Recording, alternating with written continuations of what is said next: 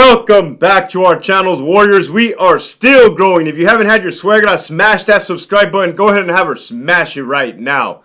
First and foremost, let me give a shout out to the following Patreons: Claudia, Virginia, Manuel, Randuh, PatternPN, Sergio, Nova, Jon Wick, Jack, Michigan Wolverines, Marius, Chevelle 66, GiGi, Abuelitas Journey, and DAUSHERRERO. If you haven't already signed up for that Patreon, it's a good way to show your support, and you're going to get uncensored accounts of what I cannot say here. This episode right here is going to be about post-traumatic stress disorder, PTSD. Hector, what is it? Hector, do I have it? Is it even possible that I could have it? I've never been to war. Hector, do you have it? I'm going to walk you guys through a sequence of events that has drastically changed my life and made me who I am today. I joined the Army at the age of 17 years old. That's 1-7. That's 1 month out of high school. I was on an airplane to Fort Benning, Georgia. Scared, nervous. This was 2002. We were already in Afghanistan. 2003, we invaded Iraq. I knew I was going to war, okay? I didn't know what war was. I wanted it, but again, I was 17. I landed in Germany. We trained hard. I am not exaggerating when I am saying we trained 20-hour days to 22-hour days, right? Back to back to back to back. No days off. I'm not joking. I'm not even putting a 10 on that. In 2003, they captured Saddam Hussein. All right. I was in Germany in the barracks room with my best man at that time. We were watching the news. Of course, we were drunk. We were highly upset. I was 18 or 19 years old at that time. Highly upset that we believed we had missed our opportunity to go to war. Right? We had signed up for the army. We had signed up for the infantry. And here we are in the barracks of Germany while they just captured Saddam Hussein. The war is over. Right? The war is over. We were upset. I got pictures of us throwing our infantry blue cord at the TV, posing like, hey, we missed our opportunity. We were upset we didn't get a chance to go to war, right? At that time. We thought it was over. We thought the fight was over. We touched down in Iraq in March of 2004. OIF 2, Operation Iraqi Freedom 2. That was the beginning of the Iraqi insurgency, the guerrilla warfare. All right. Car bombs, roadside bombs, indirect fire, which is your mortars they would mortar our camp, rockets, they would rocket our camp. So we were not safe outside of the wire nor inside of the wire. 13 months of combat, right? It wasn't a matter of if you were going to get hit, it was when you were going to get hit. That is 13 months of being in the fight or flight survival mode, right? In Iraq, I was 19 years old. I experienced numerous things. I shot somebody. I got hit by roadside bombs. I saw the devastation of car bombs. The numerous dead people, right? Numerous just brains, constant, literally, like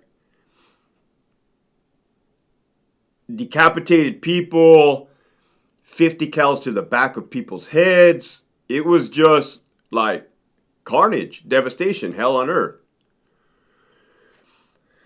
I don't know at that time that it's affecting me or gonna affect me. It just is what it is. Normal program. Normal program at that time.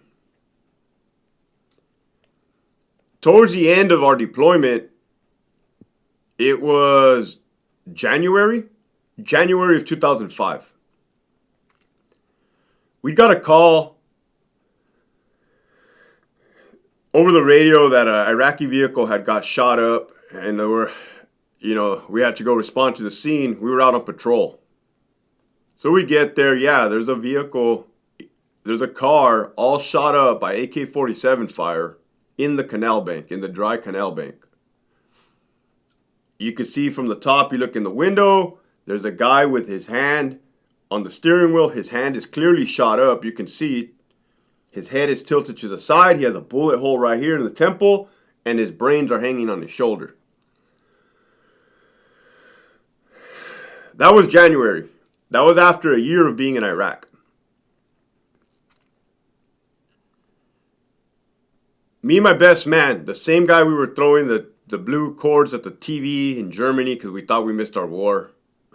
We're sitting on the canal bank, and it's morning time. Probably 6, 7 in the morning. As we're sitting in the canal bank, he tells me, "Hey, bro, you think when we go back to the States, we're going to be messed up? Meaning, you think when we go back to the United States, we're going to, our head's going to be screwed up?" He said, "You think we're going to suffer like what the Vietnam vets suffered from, the Gulf War veterans suffered from?" I said, "Nah, bro, we're cool. We're good, bro. Look at us. We're right here chilling right next to a dude. His brains are hanging on his shoulder. And all I could think about is going back and eating breakfast. I hope that the chow hall is still open by the time we get back." He's like, "You're right, bro. You're right."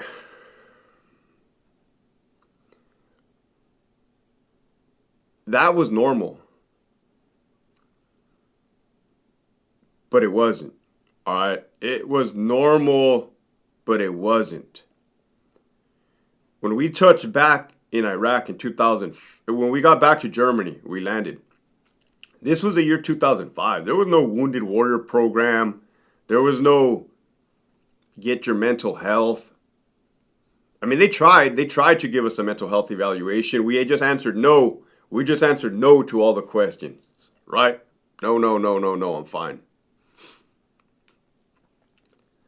That commander told us 3 things. Don't drink and drive. Don't beat your wife. And if you hear loud noise, you might be startled. Have a good day. I was out of the army within 3 months. Just the way my contract played out perfectly, I was out of the army in 3 months from that. So from Iraq, straight back to Brawley, California. Undiagnosed post-traumatic stress disorder, substance abuse, alcoholism, anxiety. I thought I had lost my mind. I thought I had absolutely lost my mind. I isolated in my room for 1 year. Drank every single day and every single night while I watched videos of my friends who had gotten killed in Iraq and would cry alone in my room. It was dark. All right, it was an extremely dark, if not the darkest moments of my life. I know what anxiety is now. Now I know what it is. I didn't then, and that's an ugly feeling not knowing what that was. I know what it's like to not have any hope. And a dude like me, not having any hope is a dangerous thing. Because if I feel like I don't have any hope, then I feel like I got nothing to lose, right? And that's the truth. So my goal is to drop knowledge, right? I don't know when my PTSD stopped from the army and continued on into corrections. I don't know, right? But I do know that I've met a lot of people along the way that tell me, "I think I got PTSD, Hector. I think I got it. But I didn't go to war." Look, I took years and years and years of therapy, research. Man, your boy right here volunteered at the VA. I pulled over the little tab that said, do you want to be part of a survivor's guilt therapy session? I said, yeah, absolutely. I was hitting it hard, hitting my sobriety hard, hitting my PTSD treatment hard. Years and years, and I learned a lot. I used to be, and I'm going to keep it real, I used to be judgmental. Of those that didn't experience what I had experienced and claiming to have PTSD. That was wrong of me at that time. That was wrong of me. I was not informed. That was wrong of me. And I apologize. Now, man, the way the brain works, the brain is the brain. It is intriguing for one. Trauma is trauma. It does not matter the magnitude, the length of exposure. PTSD is a normal reaction to an abnormal situation, right? Whether it be you were a victim of a sexual assault, a traumatic experience, a car accident, violence in prison on either side, blue or green, war, it doesn't matter. You got exposed to something that your flight or fight syndrome was activated, and in prison, it is constantly firing off, right? And to keep it real and 100 with you guys, man, towards the last years of my time in the department, right, as a lieutenant, my brain was unable to recognize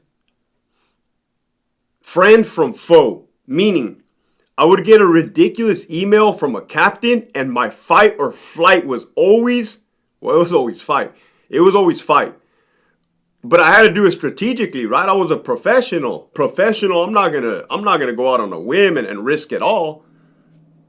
Even though I kind of did, right, with doing all this. But while still employed, you know.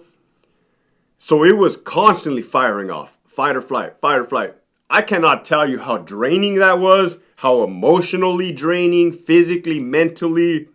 Think about it, man. I got a family. They don't need to be dealing with that. They do not need to be dealing with that. Since I have removed myself from the situation, I have been doing 110% better, for sure, right? Don't get it twisted, man. I fight these daily demons, daily.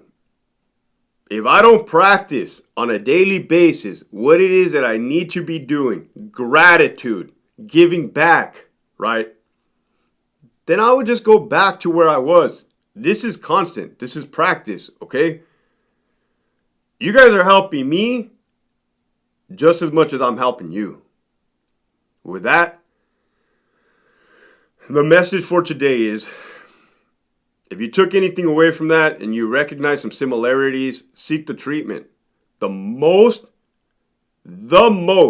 courageous thing I ever did in my life was reach out for help. Keep pushing forward.